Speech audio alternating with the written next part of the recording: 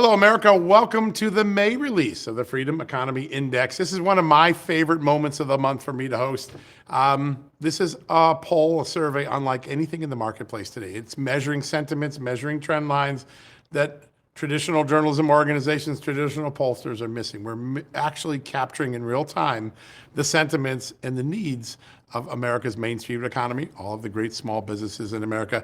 How is this possible? Well, thanks to the great collaboration of Red Balloon and PublicSquare, we're able to get these questions out in the field. About 80,000 small business owners being surveyed.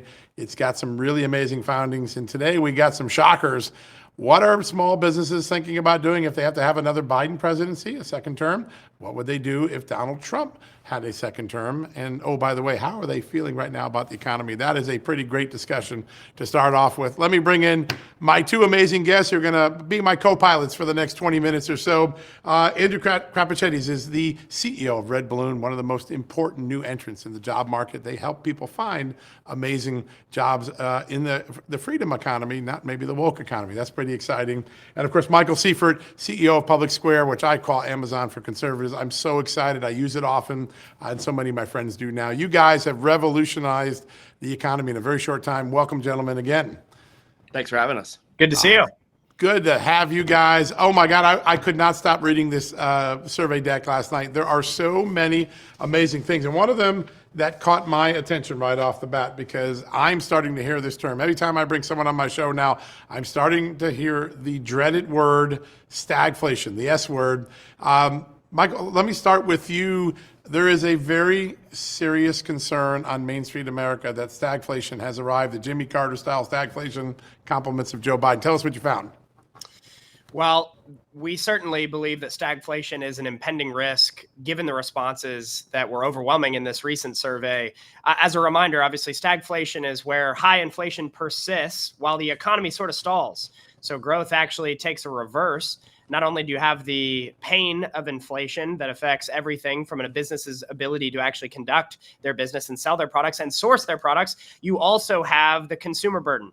On top of that, you have rising unemployment, you have stifled job growth across the board, and a general recessionary trend in the economy. That is the worst case scenario. You beckon back to the Jimmy Carter presidency. It's looking very similar right now. We saw that many of our businesses were having to completely pause any further growth. They're having to, in fact, cut in order to maintain while prices continue to go up.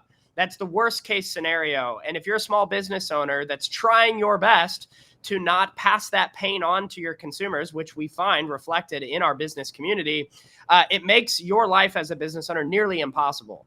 And so when we ask questions about what would they expect to see as a business owner with another 4 years of this, unfortunately, the answers were pretty bleak. And so we need to pray and hope that stagflation is not our reality, because it's starting to seem that way.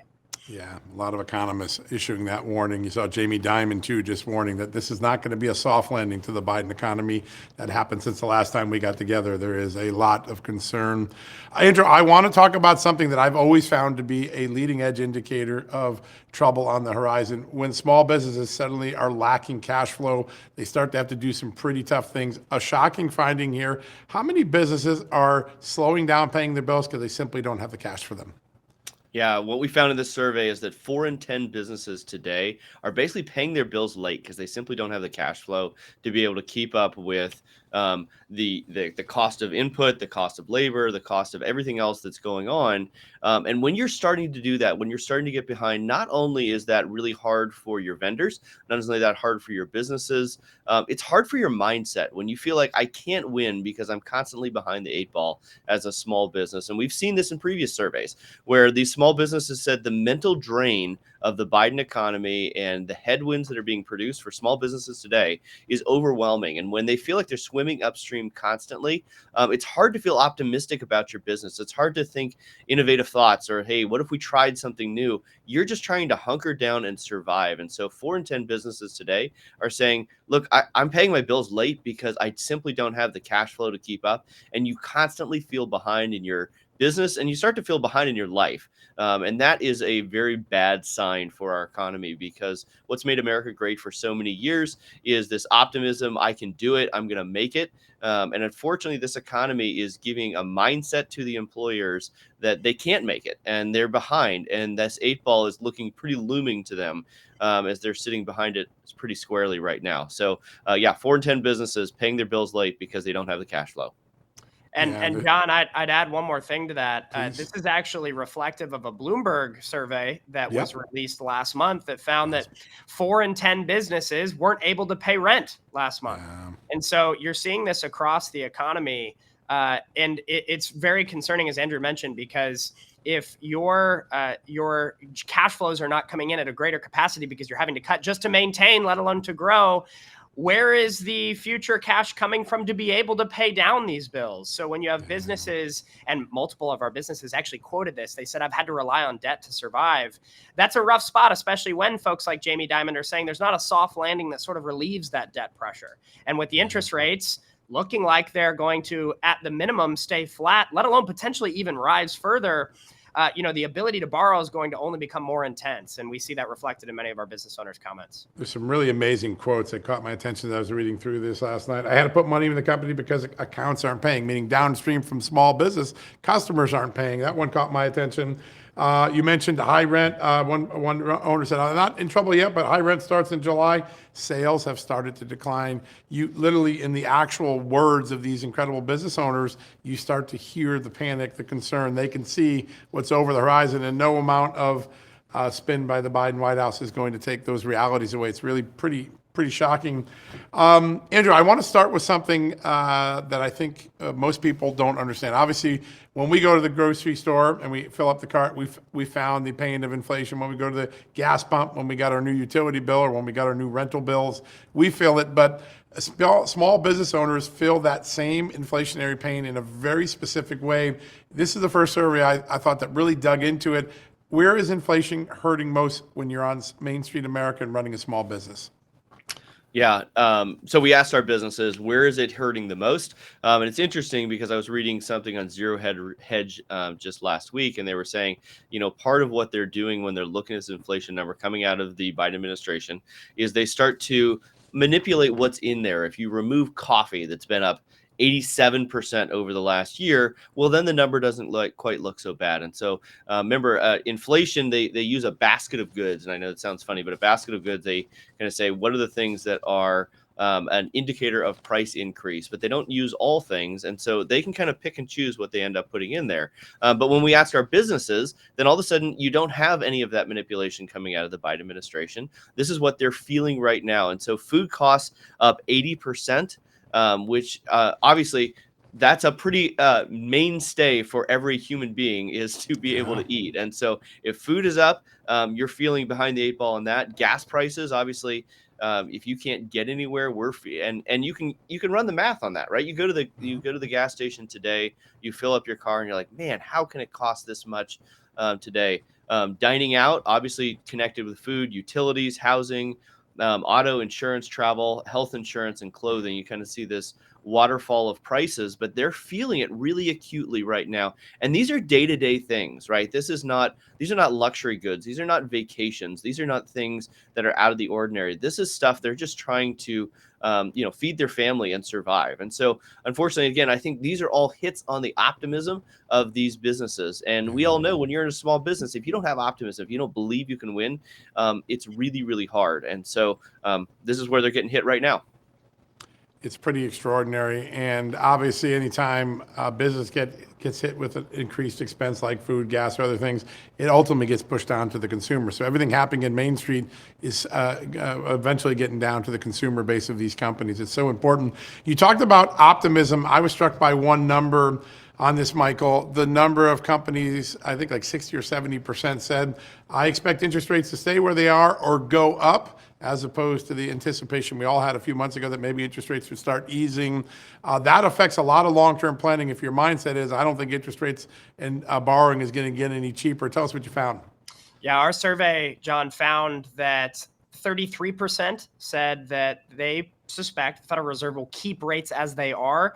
But another 37% So a combined 70%, if you add these two numbers together here, another 37% said raise rates, which means that 70% of our business owners that were polled through this Freedom Economy Index reported that they believe that the Federal Reserve will either keep rates the same, they're already high, or raise them even further. This, as we again tie it back to cost of capital, which is a phrase you hear very often. If you're a growing company and your cost of capital is increasing and it's a bigger penalty on your business to be able to take out debt, it hurts your ability to feel optimistic because everything is a give and take in business. Andrew and I certainly know this. We've experienced it in our businesses. You're always prioritizing. Do I pull the growth lever or do I pull the maintenance lever? What happens if you can't pull either? Ultimately, interest rates creates that sort of environment when they are either keeping high or looking at raising even further. Only 3% of our business owners thought that the Federal Reserve would actually lower rates significantly. Wow. Nearly 4 in 10 business owners believe that they will raise rates. I will point out one more piece. This is a sharp sentiment, even from what we saw 3 months ago. 3 months ago, there was a lot more uncertainty. There was more optimism that maybe rates would come down slightly, not enough to trigger kind of an economic panic and some chaos in the markets, but enough to make a little bit more of a soft landing. Now that sentiment is gone. Yeah, and you talked about the downstream effects when you lose your optimism, when you're not feeling good because your cash flow has gone in reverse or slowed down and you don't expect interest rates to come down. Andrew, there's a lot of talk in this survey about hiring plans.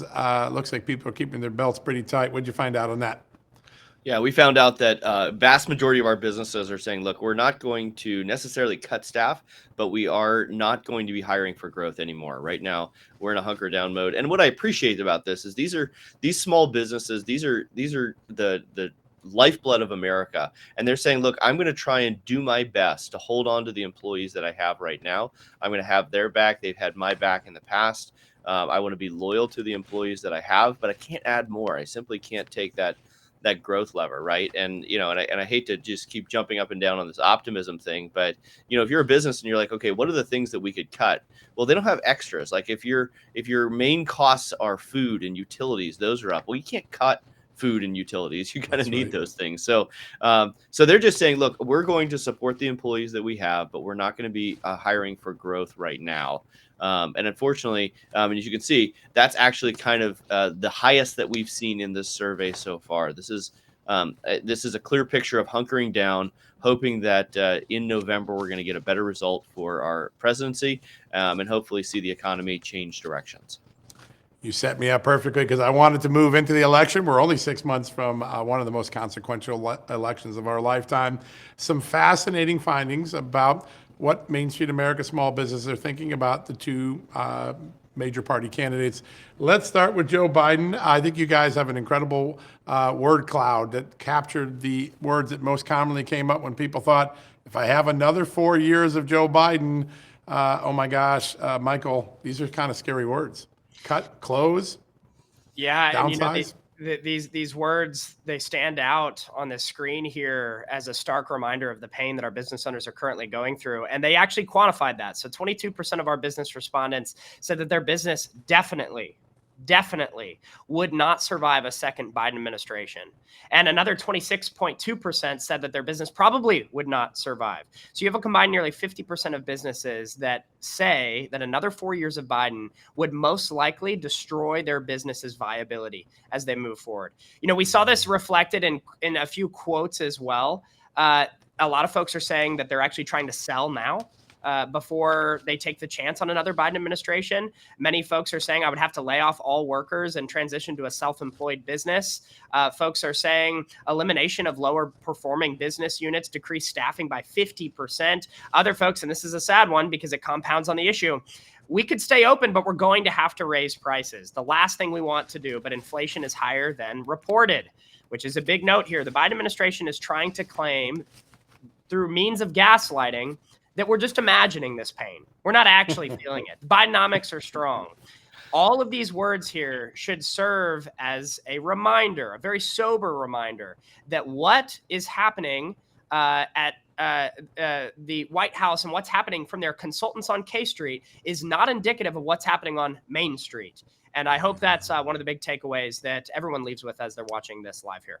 The number that slapped me in the face last night when I started reading this data, less than 23% of small businesses think they'll survive a second Biden presidency. Less than 25%. I mean, it's just a shocking number.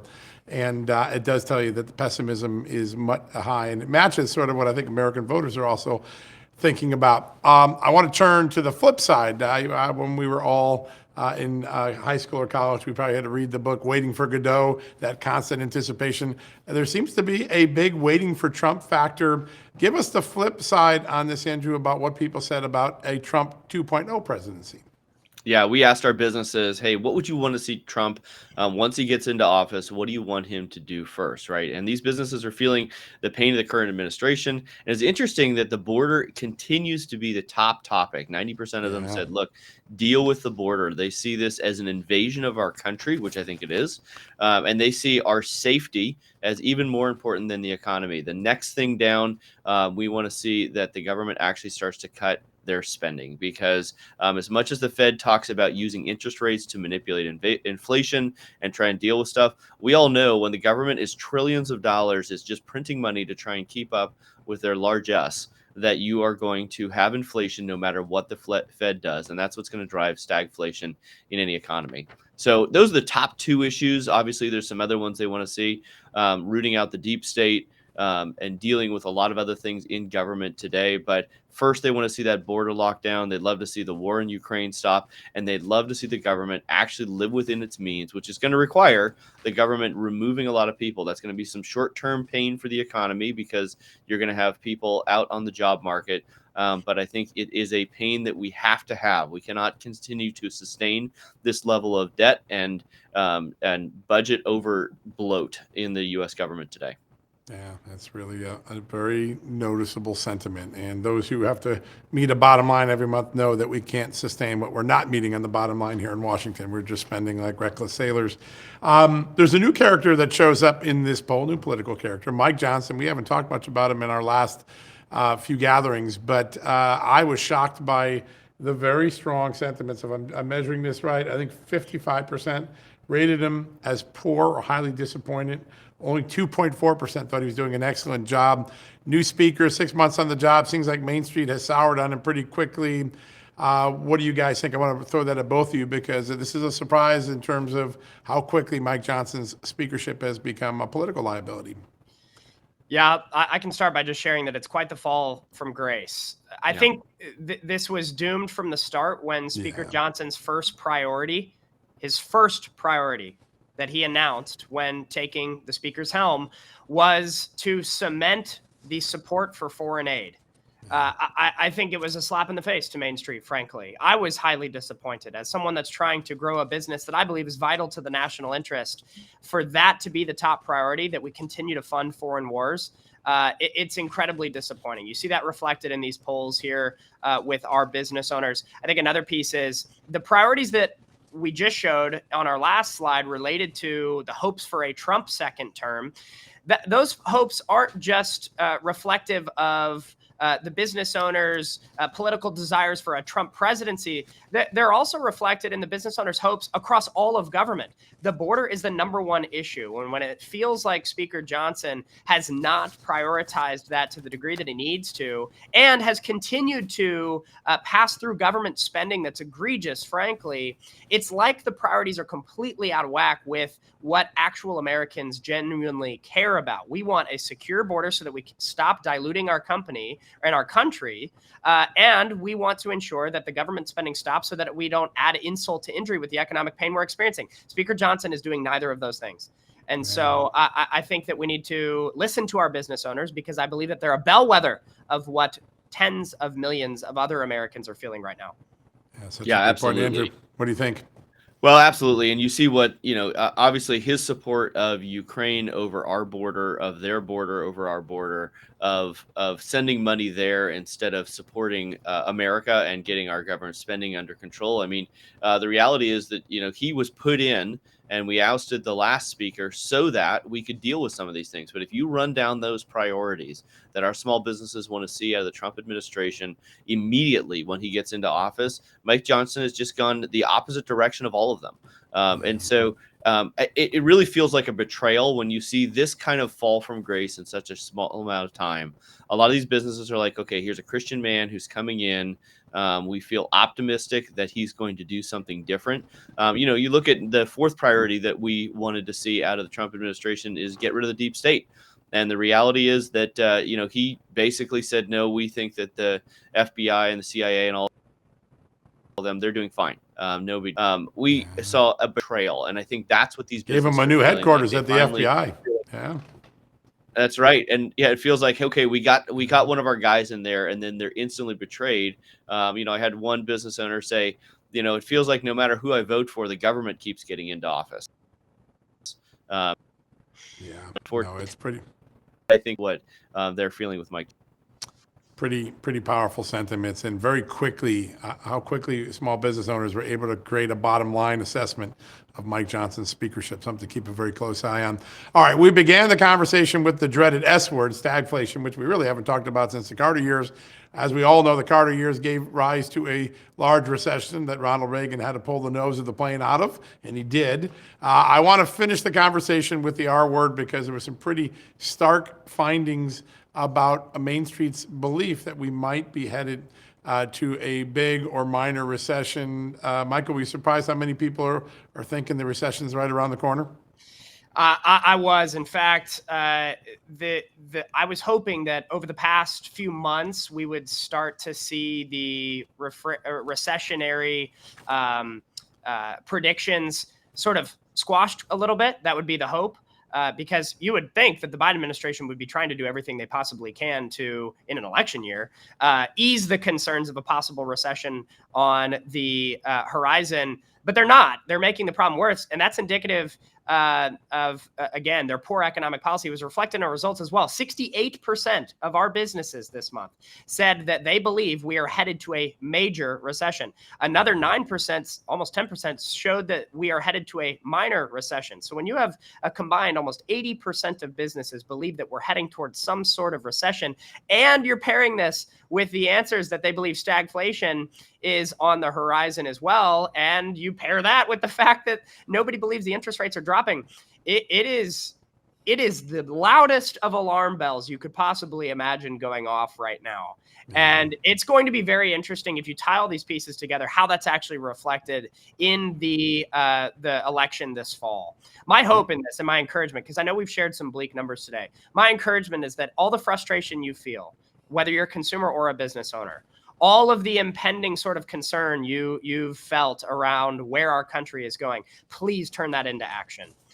Do it in two ways. Make sure you're voting for candidates that will prioritize your priorities. And number two is make sure that you're not limiting your vote simply to the ballot box. Vote with your dollars. Support the types of businesses on Main Street right now that deserve our attention. You have these massive multinational subsidized conglomerates that are raking in record profits, and they're backed by a regime because they share the same political views, and they ignore Main Street. Make sure that you become the new chamber of commerce that's actually supporting the Main Street businesses. We do not, and we certainly do not want to live in a country where Main Street gets the back seat and we purchase everything we own from the same major 3 or 4 companies that are all tied closely at the hip with a government that often disagrees with our values and priorities. You can change that with the power of your consumer spending. That's our encouragement. Very, very powerful. Andrew, last words. When only 31% of small business owners are optimistic about the future economy, it obviously is going to drive a lot of decision making in the next few months. But it seems to be the most important decision is who we elect in the next election. Do you feel like, Michael, that this has to translate into political action?